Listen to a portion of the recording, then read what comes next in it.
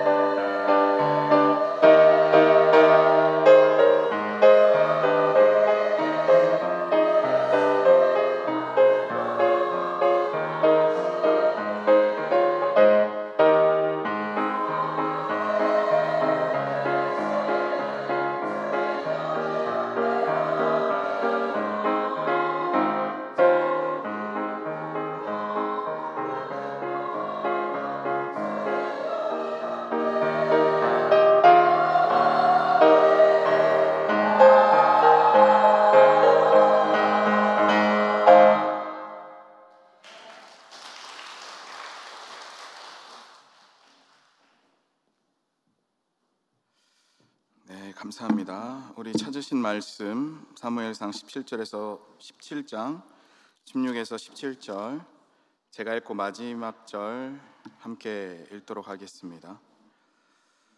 제가 먼저 17장 16절에서 26절까지 읽겠습니다. 그 블레셋 사람이 40일을 조석으로 나와서 몸을 나타내었더라. 이새가 그의 아들 다윗에게 이르되 지금 내 형들을 위하여 이 볶은 곡식 한 네바와 이 떡 10덩이를 가지고 진영으로 속히 가서 내 형들에게 주고 이 치즈 10덩이를 가져다가 그들의 천부장에게 주고 내 형들의 안부를 살피고 증표를 가져오라. 그때 사울과 그들과 이스라엘 모든 사람들은 엘라 골짜기에서 블레셋 사람들과 싸우는 중이더라. 다윗이 아침에 일찍 일어나서 양을 양 지키는 자에게 맡기고 이새가 명령한 대로 가지고 가서 진영에 이른즉 마침 군대가 전장에 나와서 싸우려고 고함치며 이스라엘과 블레셋 사람들을 전열을 벌이고 양군이 서로 대치하였더라. 다윗이 자기의 짐을 짐 지키는 자의 손에 맡기고 군대로 달려가서 형들에게 문안하고 그들과 함께 말할 때에 마침 블레셋 사람의 싸움 도두는 가드 사람 골리앗이라 하는 자가 그 전열에서 나와서 전과 같은 말을 하매 다윗이 들으니라. 이스라엘 모든 사람이 그 사람을 보고 심히 두려워하여 그 앞에서 도망하여 이스라엘 사람들이 이르되 너희가 이 올라온 사람을 보았느냐? 참으로 이스라엘을 모욕하러 왔도다. 그를 죽이는 사람은 왕이 많은 재물로 부하게 하고 그의 딸을 그에게 주고 그 아버지의 집을 이스라엘 중에서 세금을 면제하게 하시리라. 다윗이 곁에 서 있는 사람들에게 말하여 이르되 이 블레셋 사람을 죽여 이스라엘의 치욕을 제거하는 사람에게는 어떠한 대우를 하겠느냐? 이 할례받지 않은 블레셋 사람이 누구이기에 살아계시는 하나님의 군대를 모욕하겠느냐? 함께 읽습니다. 백성이 전과 같이 말하여 이르되 그를 죽이는 사람에게는 이러이러하게 하시리라 하니라. 아멘. 오늘 말씀 전하시는 우리 조용본 전도사님은 초등부 사역을 담당하고 계시고요, 금요 영성 기도회 찬양 인도와 야곱의 축복 새벽 기도회 찬양을 하고 계십니다. 아주 찬양을 잘하시고 기타도 잘 치시는 분인데요, 꼭 보시기 위해서 금요 영성 기도회와 야곱의 축복 새벽 기도회 함께 하셨으면 좋겠습니다. 그리고 결혼하시고 두 아들이 계십니다. 우리 전도사님 나오실 때 전도사님 보내주신 하나님께 감사합니다라고 하나님께 영광의 박수를 올리며 맞이하도록 하겠습니다.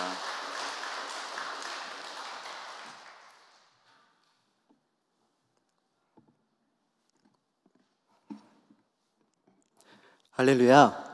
사랑하는 신용산교회 성도 여러분, 주님의 이름으로 축복합니다. 저는 소개해 주신 것처럼 지금 신용산교회에서 초등부를 섬기고 있고요, 또 금요 영성기도회 찬양과 야곱의 축복 새벽기도회 찬양을 또 감당하고 있습니다. 오늘 이렇게 귀한 자리에서 또 말씀을 나눌 수 있도록 허락해 주심에 또 하나님께 감사를 드립니다. 아직은 많은 것을 또 배우고 있는 전도사이지만 하나님께서 이 자리에 저를 세우신 것은 저를 통하여 또 하시고자 하시는 메시지가 있는 줄 믿습니다. 오늘 이 시간 부족한 종을 바라보시는 것이 아니라 오늘 저를 통해 말씀하여 주실 하나님의 음성에 귀를 기울여 주시면 감사하겠습니다. 오늘은 굴러 들어온 돌이라는 제목으로 말씀을 나누려고 합니다.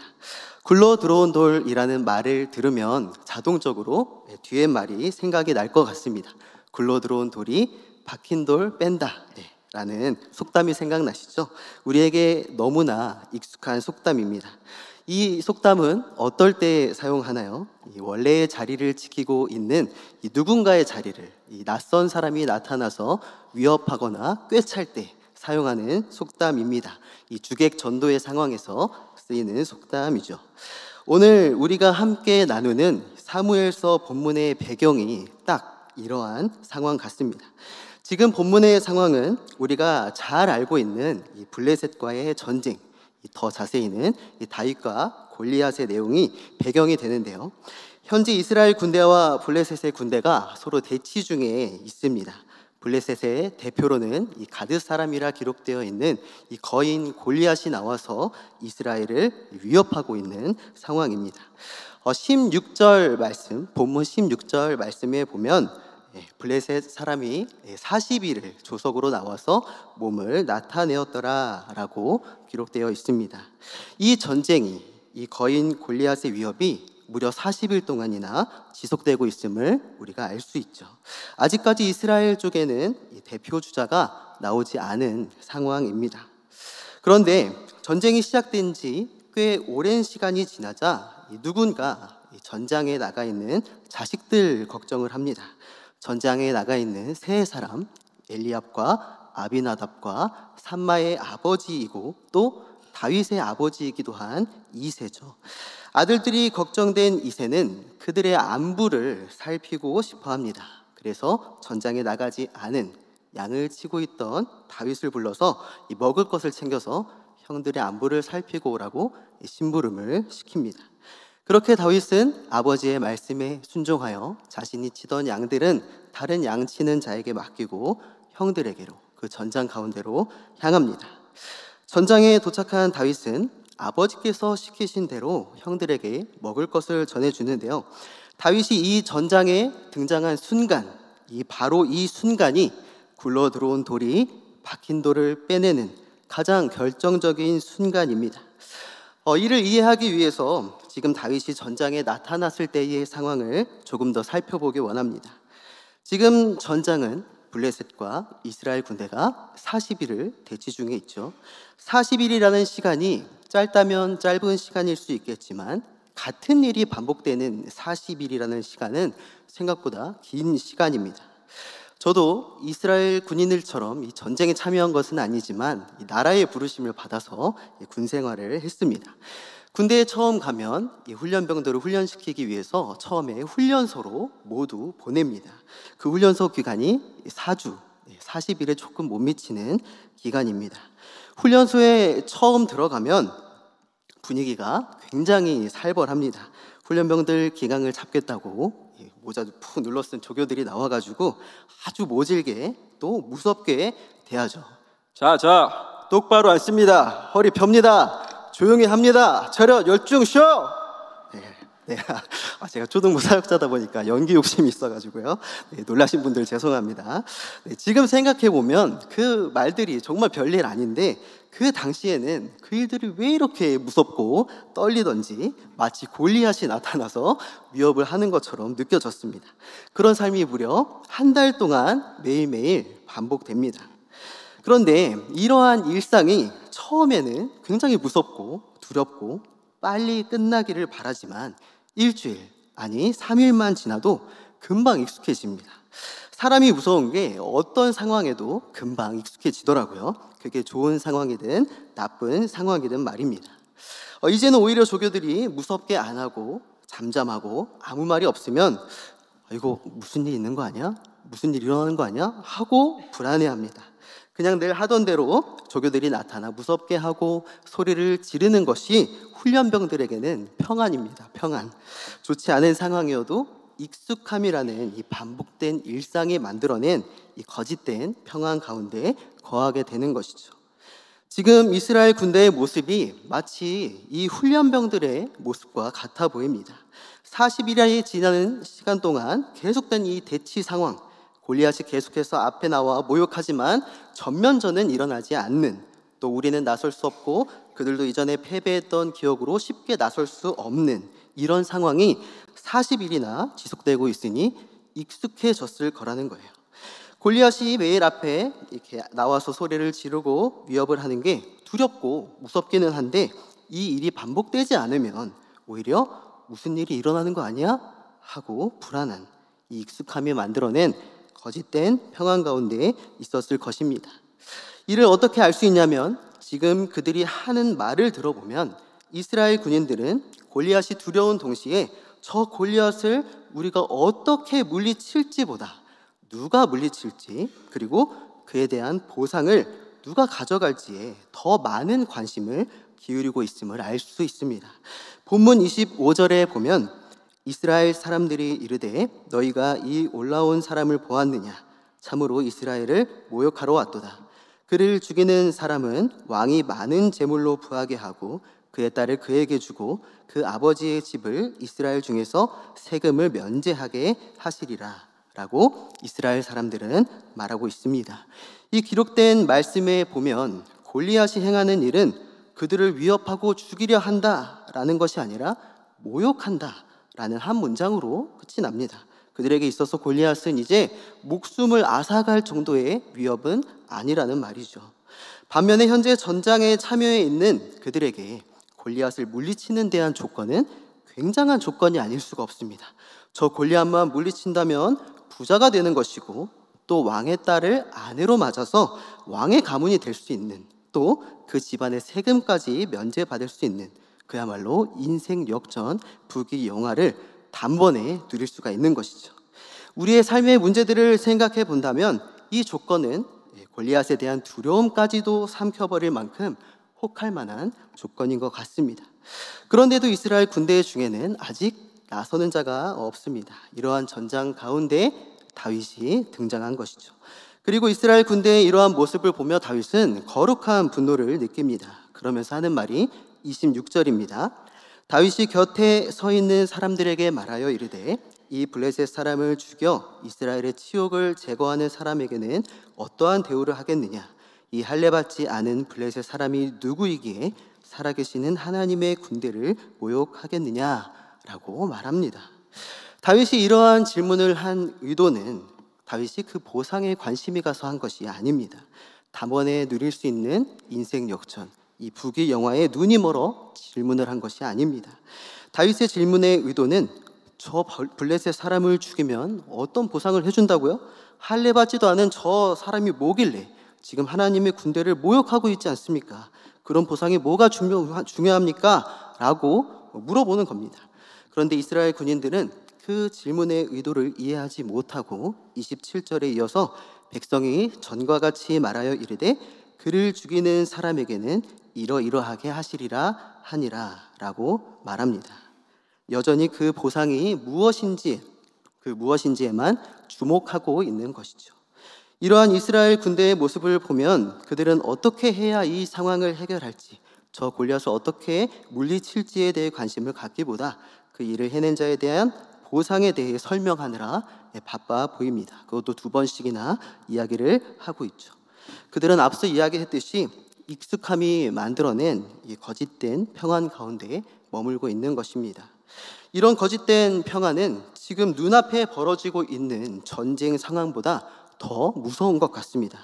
위험한 상황이 위험한 상황임을 모른 채 살아가게 만들기 때문입니다.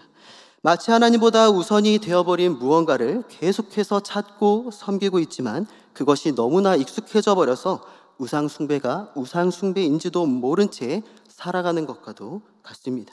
그들은 깊숙이 박힌 돌이 되어버린 이 거짓된 평안을 빼내야 합니다.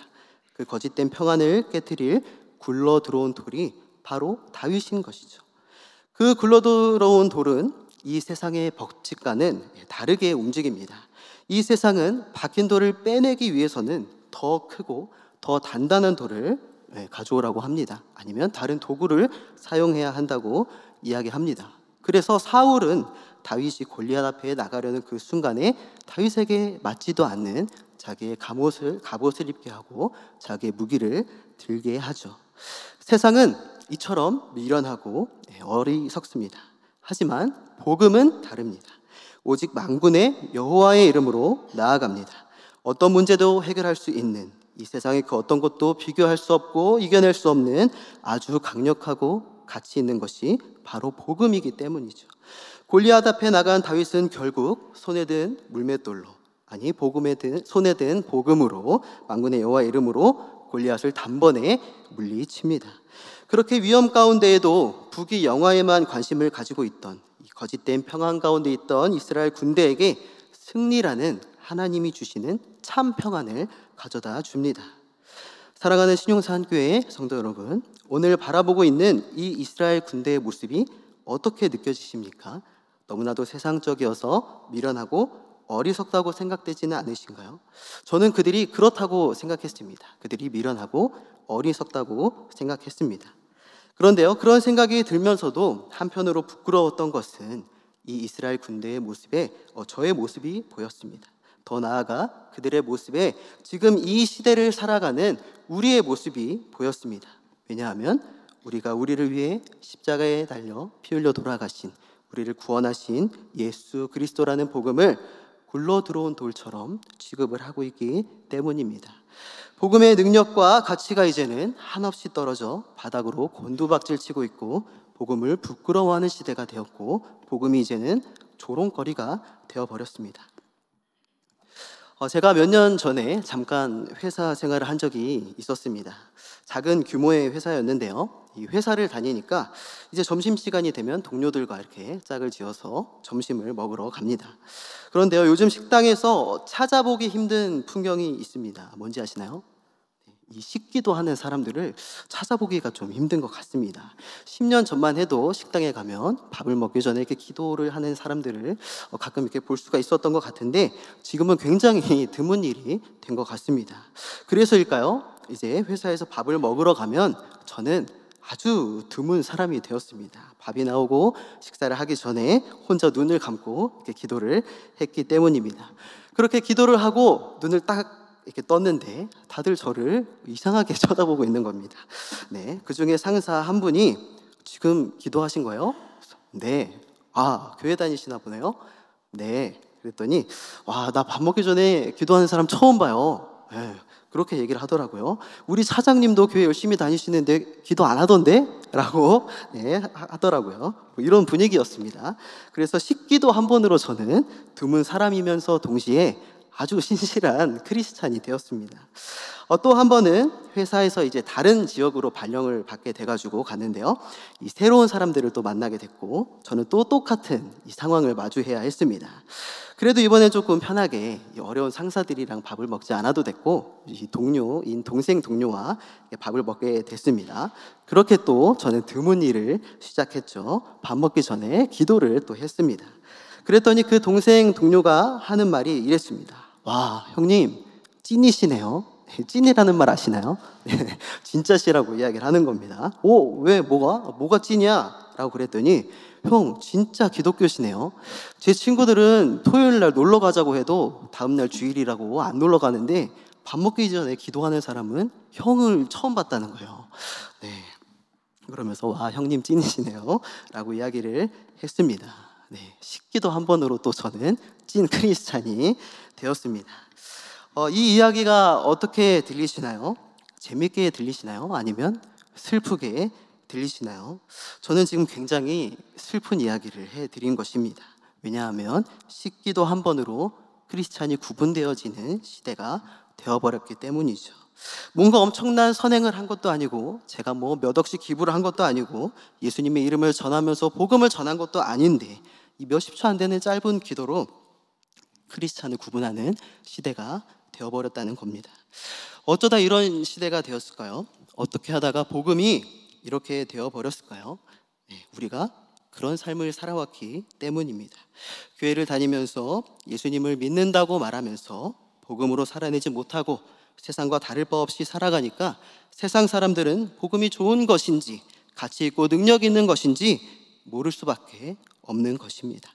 사랑하는 성도 여러분, 우리는 이 복음의 가치와 능력을 회복해야 합니다. 우리가 그런 삶을 살아야 합니다. 우리가 굴러 들어온 돌 취급하던 복음이 우리의 삶을 송두리째 바꿔놓을 능력이 있음을 신뢰해야 합니다. 이 복음의 능력이 다니엘서 말씀에 보면 아주 잘 나타나 있는 것 같습니다.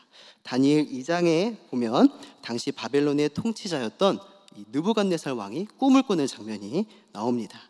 느부갓네살 왕은 그 꿈을 해석하기 위해서 많은 지혜자들을 불러 모으죠. 하지만 느부갓네살 왕은 자신이 어떤 꿈을 꿨는지조차 말해주지 않은 채 그 꿈과 그 꿈을 해석하라고 명령합니다. 이를 해내지 못한 많은 사람들은 다 죽임을 당하죠. 그 중에서 다니엘이 나타나 왕에게 꿈을 해석하겠다고 말합니다. 그리고 그 꿈을 알게 하신 분이 하나님이심을 선포하면서 그 꿈에 대해 이야기합니다. 그 꿈에는 큰 신상이 나오는데요. 다니엘서 2장 31절에서 33절에 보면 왕이여, 왕이 한 큰 신상을 보셨나이다. 그 신상이 왕의 앞에 섰는데 크고 광채가 매우 찬란하며 그 모양이 심히 두려우니 그 우상의 머리는 순금이요 가슴과 두 팔은 은이요 배와 넓적다리는 노시요 그 종아리는 쇠요 그 발은 얼마는 쇠요 얼마는 진흙이었나이다. 이 이상하게 생긴 신상은 바벨론 제국, 메데 바사 제국, 헬라 제국, 로마 제국, 더 나아가 로마 제국 이후 멸망할 이 모든 나라들을 상징합니다. 이 나라들의 공통점은 무엇인가요? 하나님의 뜻대로 살지 않은 나라들, 우상의 나라들이라는 것입니다. 이 신상은 한마디로 큰 우상 덩어리인 것이죠. 죄송하지만 이 신상이 우리들 마음속에도 깊숙이 박힌 돌로 자리 잡고 있지는 않습니까? 하나님보다 사랑하고 있는 우상들로 우리 마음속이 가득 차 있지는 않습니까? 우리는 이 신상을 깨뜨려야 합니다. 이를 깨뜨릴 강력한 돌이 굴러와 이 박힌 돌을 산산조각 내야 합니다. 이어서 다니엘 2장 34절, 35절을 저희가 함께 읽으면 좋겠습니다. 시작. 또 왕이 보신즉 손대지 아니한 돌이 나와서 신상의 쇠와 진흙에 발을 쳐서 부서뜨리매 그때에 새와 진흙과 놋과 은과 금이 다 부서져 여름 타작마당에 겨같이 되어 바람에 불려 간 곳이 없었고, 우성을 친 돌은 태산을 이루어 온 세계에 가득하였나이다. 아멘. 그 돌은 바로 손대지 아니한 돌, 사람의 손이 닿지 않은 하나님께서 보내신 돌, 바로 예수 그리스도를 이야기합니다. 이 거대한 우상 덩어리를 깨뜨리기 위해서는 우리가 우리 삶에 굴러들어온 돌 취급하던 예수 그리스도가 필요하다는 것입니다. 그 돌은 강력합니다. 그 뜨인 돌이 신상을 쳐서 부서뜨릴 때 그 신상은 겨같이 되어 바람에 날려 흔적도 없이 사라집니다. 그와 동시에 그곳에 하나님의 나라가 온 땅에 임하게 되죠. 서서히 하나님의 나라가 세워지는 것이 아니라 신상이 부서짐과 동시에 그곳에는 하나님의 나라가 세워지는 것입니다. 복음은 이런 것입니다. 강력한 능력이 있습니다. 내가 섬기는 우상으로 인해 잠깐 미뤄둘 돌이 아니라는 것입니다. 그 복음이 우리의 삶에 들어올 때, 그 복음이 우리의 삶에서 그 능력을 발휘할 때 우리의 모든 가치관과 사고방식이 단번에 달라지는 것입니다. C.S. 루이스가 쓴 순전한 기독교라는 책에 보면 한 초등학생에게 하나님에 대해 질문을 하는 내용이 있습니다. 너는 하나님을 어떤 분으로 생각하니? 라는 질문이에요. 그 아이의 답변은 이렇습니다. 하나님은 누가 재미있게 지내나 맨날 감시하다가 결국은 회방을 놓는 분이에요 라고 대답했습니다. 그렇습니다. 세상은 이 초등학생의 답변처럼 복음은 우리가 하고 싶은 걸 하지 못하게 하는 회방꾼이라 말합니다. 주일 예배를 위해 주말 여행을 취소해야 하고 한 주 내내 일하느라 피곤하고 힘드니 몸을 쉬게 할 수 없고 이 섬김 저 섬김으로 어쩌면 나의 유익을 챙길 수 있는 그 시간들을 포기해야 합니다. 하지만 복음이 우리 안에 있다면 이 일은 더 이상 내 삶의 회방꾼이 아닙니다. 세상은 교회에 나가 봉사하면 시간도 버리고 쉬지도 못한다고 미련하고 어리석다고 말하지만 복음이 있으면, 내 안에 그리스도가 있으면 교회에 나와 섬기는 모든 일이 하나님께 영광이요 하늘의 상급이요 기쁨이 되는 것입니다. 세상은 교회에 헌금을 하면 아깝다 말합니다. 차라리 그 돈으로 다른 일을 하지 왜 헛된 곳에 돈을 쓰냐고 말합니다. 하지만 복음이 있으면, 내 안에 그리스도가 있으면 이 돈은 헛된 돈이 아니라 하나님 나라를 위해 사용되어질 귀한 헌금임을 믿습니다.